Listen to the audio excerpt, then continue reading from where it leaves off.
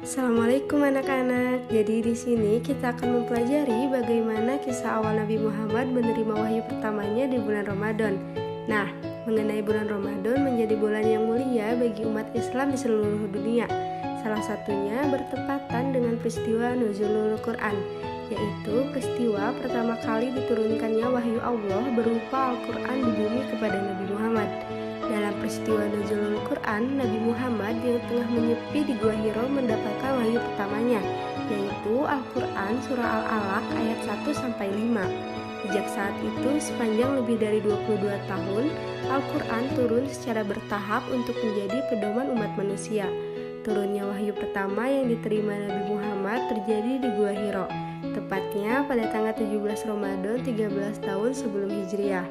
Nah, untuk mengetahui lebih lanjut, marilah kita simak video tentang kisah Nabi Muhammad menerima wahyu pertamanya di bulan Ramadan. Nabi Muhammad bertahanus, yaitu beribadah di Gua Hiro beberapa malam dan tidak pulang ke rumah istrinya. Dan untuk itu, beliau membawa bekal. Kemudian beliau pulang kepada Khadijah dan dibawanya pula perbekalan untuk keperluan itu.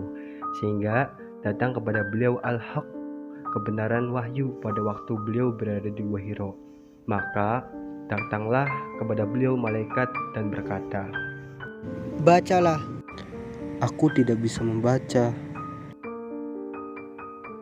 Lalu malaikat itu menarik dan memeluk erat-erat Nabi Muhammad. Kemudian ia melepaskannya dan berkata lagi, "Bacalah."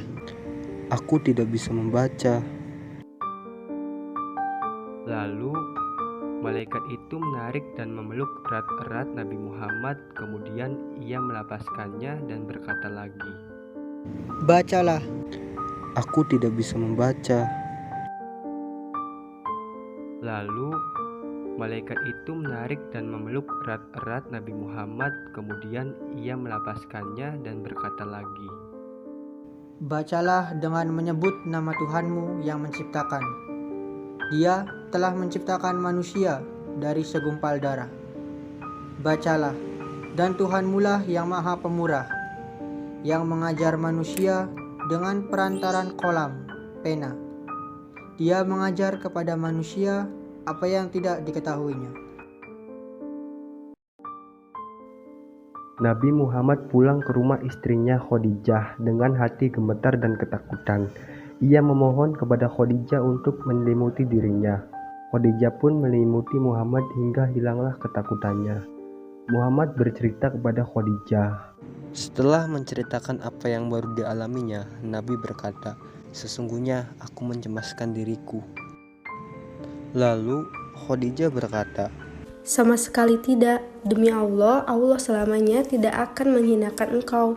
Sesungguhnya engkaulah orang yang selalu menjambung tali persaudaraan, selalu menanggung orang yang kesusahan, selalu mengusahakan apa yang diperlukan, selalu menghormati tamu dan membantu derita orang yang membela kebenaran. Setelah itu, Khadijah pergi membawa Muhammad menemui Warokoh bin Naufal bin Asad bin Abdul Uzza, anak paman Khadijah. Warokoh adalah seorang Arab pemeluk agama Nasrani di zaman jahiliyah. Ia pandai menulis kitab dalam bahasa Ibrani dan ia pun menulis Injil dengan bahasa Ibrani. Ia seorang tua yang buta. Khadijah berkata kepada Warokoh, Wahai anak pamanku, dengarkanlah cerita anak saudaramu ini. Wahai anak saudaraku, apakah yang kau lihat? Lalu Nabi menceritakan apa yang beliau lihat dan alami di Gua Hiro. Kemudian Warokoh berkata kepada Nabi Muhammad, Wahai Muhammad, itulah Jibril yang pernah diutus Allah Subhanahu wa Ta'ala kepada Musa. Mudah-mudahan aku masih hidup di saat engkau diusir kaummu. Kemudian Nabi bertanya, "Apakah mereka akan mengusirku?" Lalu Warokoh menjawab, Ya, sebab setiap orang yang membawa seperti apa yang engkau bawa pasti dimusuhi orang. Jadi, kelak engkau mengalami masa-masa seperti itu. Dan jika aku masih hidup, aku pasti akan menolongmu sekuat tenagaku. Namun, tidak lama kemudian, Warokoh meninggal dan wahyu pun putus untuk sementara. Jadi, peringatan Nuzulul Quran adalah agar umat Islam mengambil hikmah atas turunnya Al-Quran. Dengan begitu, umat Islam diharapkan menjadi semakin dekat dengan Al-Quran, semakin rajin membaca, mentadabbur makna, dan mengamalkannya. Sebetulnya, Nuzulul Quran bukan hanya sekedar memperingati pada saat awal wahyu diturunkan di Gua Hiro pada awal bulan puasa. Oleh karena itu, kita harus melanjutkan tradisi pada masa Rasulullah, yaitu tadarus Al-Quran. Nah, Nabi Muhammad SAW bersabda, sebaik-baiknya kalian adalah orang yang belajar Al-Quran dan mengerjakannya. Nah, kebiasaan pada bulan Ramadan kumpul di masjid sudah ada sejak dulu, telah dilakukan sahabat Nabi, yaitu tadarus.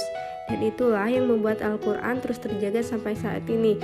Mari anak-anak untuk terus membaca Al-Quran. Terima kasih. Sekian dari Ibu. Wassalamualaikum warahmatullahi wabarakatuh.